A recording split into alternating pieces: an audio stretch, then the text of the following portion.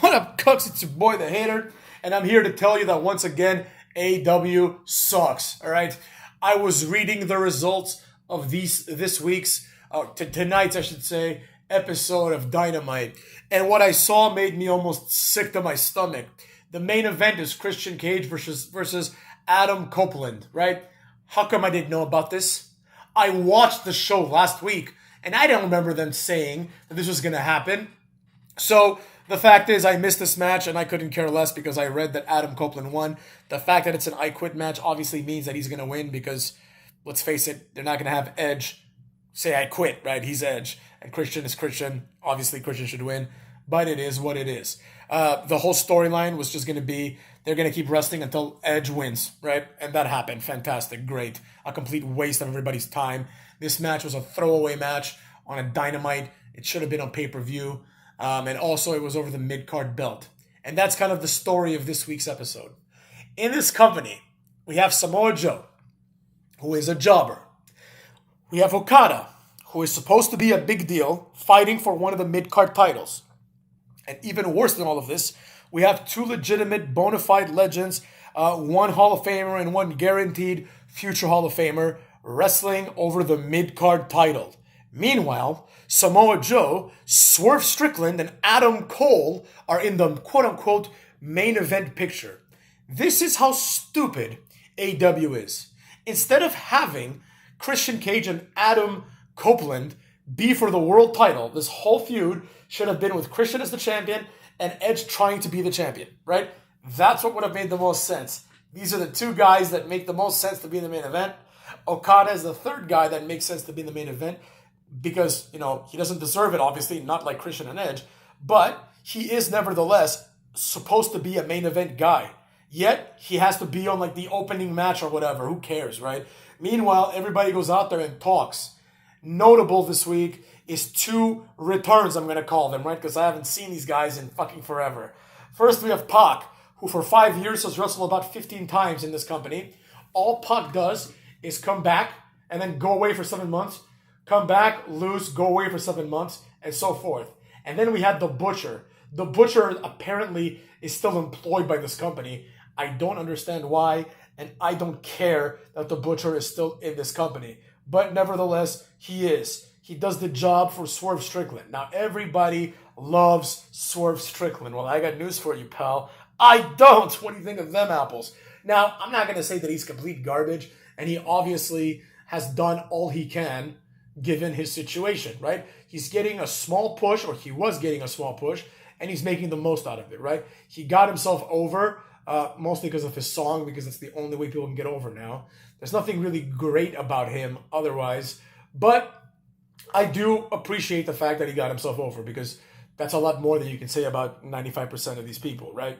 Another thing that happened is Jericho lost to Hook. Now, while I like Hook, Jericho is obviously on his way out of this company. There's no other explanation, right? His contract must be coming up, and he probably told them he's not going to sign another one.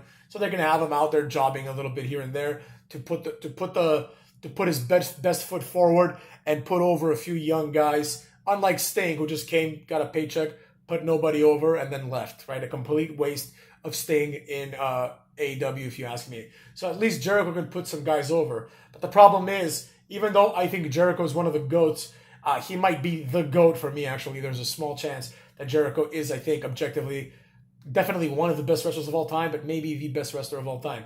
Despite this, that's my personal opinion. He's never been booked as one of the best of all time. And the facts are Jericho has always been presented as being very, very beatable. So Hook beating Jericho, although an upset, it's not crazy. We have a 50-year-old guy who spent the vast majority of his career as a mid-carder losing to an up-and-comer, right? It's nothing crazy here, right? You know what I mean? So Jericho was always like a B-plus player. In my opinion, he should have been an A-plus player, but for the vast majority of his career, he was a B-plus player. So that's all he is here too now. But the problem is he should be treated as an A-plus player because in this company, he is an A-plus player, right? He stands head and shoulders above all of these jobbers, except for, of course, Edge and Christian. That's really all this company has. But nevertheless, the real point that needs to be made here is the underexposure of the world champion and the world title, right? There's no reason why the champion shouldn't be on every show wrestling. This is, in fact, one way to quickly and efficiently differentiate your company from WWE, right? WWE suffers significantly from the fact that their champions currently are one, someone who's injured, and two, Roman Reigns, who just doesn't wrestle unless he wants to, right? So with all that being said, what can AEW do to differentiate is you can have the champion wrestle all the time and win. I mean, more importantly, you can have the champion not be Samoa Joe because Samoa Joe sucks ass. So with that, do it, right? It's very, very obvious.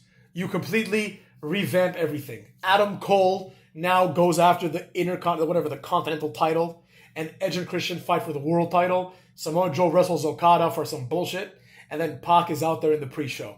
That's how you gotta roll. You know, this idea that the main event consistently is a mid-card match, even though it should be a main event, but it's a mid-card match for a mid-card title, is absurd. They do this on Raw as well. This idea that it's okay for on any given episode of Raw for the main event to be like Gunther versus Chad Gable is absurd, right? The main event, like in the Attitude Era, one thing that almost always happened was the main event was never, like in the main event, it was never like X-Pac versus Val Venus, right? Never. You would never see that. It was actually prestigious back in the day to even main event Raw, right? Because the main event of Raw was almost always going to be like Triple H and The Rock in like some sort of tag match, right? It'll be like Triple H and Kane versus like, you know, or Triple H and let's say, I don't know, Billy Gunn, Triple H and Big Show, let's say, against like Kane and The Rock, right? So it's like four legit main eventers, four legends, four Hall of Famers that are like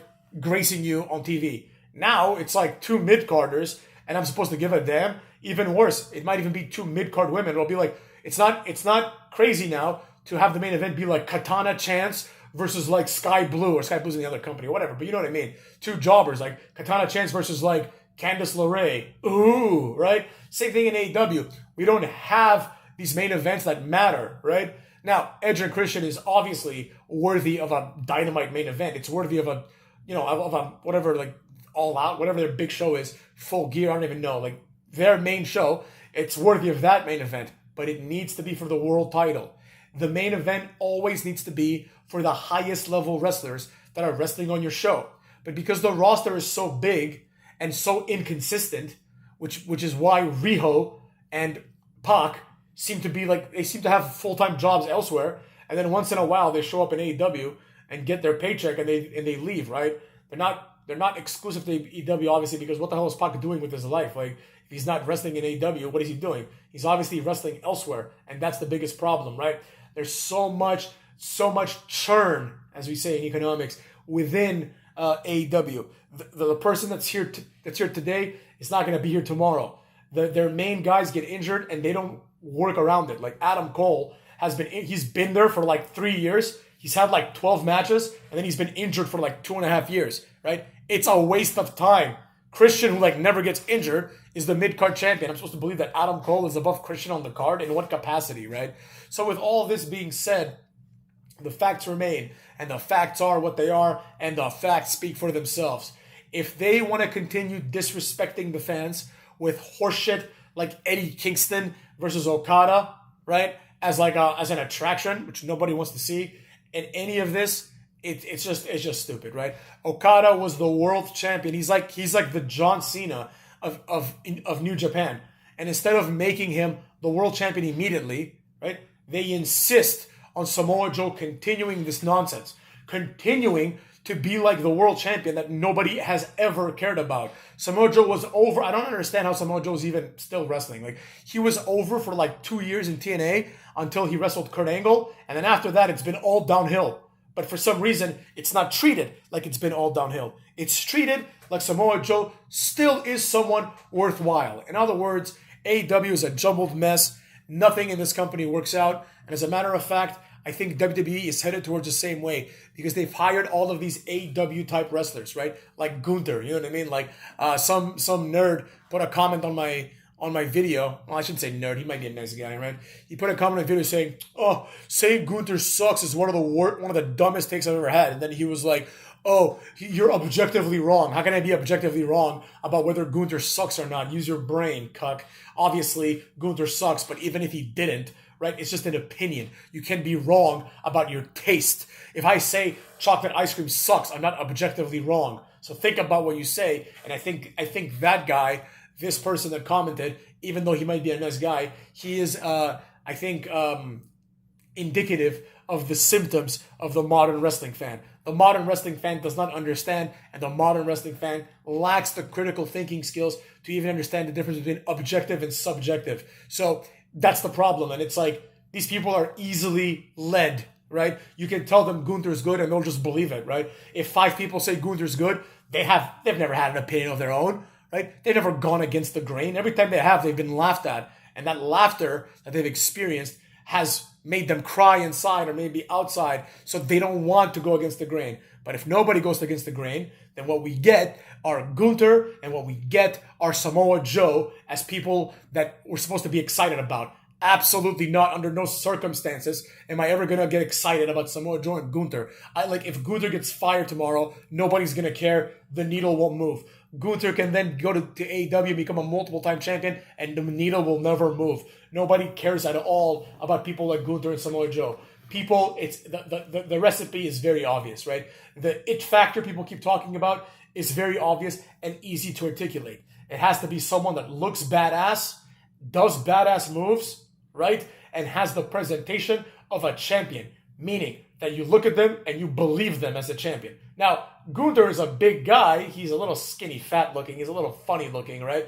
But he is a big guy, but he's nothing that we haven't seen. Like, if you had Gunther and you had Val Venus, like, in the same ring, right? Prime Val Venus, like, you would think Val Venus is, like, bigger and stronger than him. Even Gunther might be taller, but ain't no way Gunther is beating Prime Val Venus in the bench press. Ain't no way Gunther has any chance against, like, Farouk or Bradshaw in a fight. Zero chance, right? So this idea that he's a tough guy who used to be fat, which is fine, like, he looked tougher when he was fat, if you ask me, is very Samoa Joe-ish, right? It didn't work then. It doesn't work now. They're not believable. Yes. Oh, Gunther and Samoa Joe can kick your ass. Yes, they probably can because they're bigger and stronger than me. But honestly, I really do think I'd give him a hell of a fight. I really do believe that. And then if you look at, like, Swerve Strickland and Adam Cole, like, those guys, 50-50. Well, Swerve Strickland, 50-50, I think I'd win. Adam Cole, like, I would destroy him in 10 seconds. So the point I'm trying to make is this. We need champions larger than life. I would never dare to say in my life, even in my peak, right? Second peak coming soon, but even in my peak in college, when I was boxing and I was what I would consider to be an elite athlete, like, even in my peak, I would never have a chance against, like, Kane, right? Zero chance. Zero chance. There's no way I'm beating up Kane. There's no way Gunther is ever beating up Kane. You understand me? But in my second prime, which would be better than my first prime in a few months when I get in the best shape of my life, right? In this prime, I would have maybe Kevin Owens can beat my ass. Maybe Hiromu Takahashi from Japan can beat my ass, but I sure as shit wouldn't be afraid to fight them, right? Absolutely not. I think I'd take them both, right? So we need people that look and appear to be stronger than, I mean, I wouldn't say I'm an average Joe because, like, I'm pretty strong, but, like, I'm not like LeBron James either, right? I would need my champions to, at minimum, look like they can beat up LeBron James. You know what I'm saying? And I know that's a tall order because LeBron's a big guy, but that should be the bare minimum. The standard should be, the minimum should be like Randy Orton. That should be the minimum for a world heavyweight champion, right? People like Seth Rollins, AJ Styles, you know, unless they're exceptional, unless they're like a Rey Mysterio, they have no business being in the main event and fighting for titles, right? Seth Rollins could be a decent mid-carder, but I come from an era where Val Venus was a mid-carder, and Val Venus would destroy Seth Rollins. Oh, but Seth Rollins can do like a flip. Great, who cares? Val Venus doesn't need to do a flip because he's a big, strong man. He can just powerbomb Seth Rollins and hit the money shot on his bitch ass. You know what I'm saying? With that being said, cucks, take care of yourselves and fuck yourselves.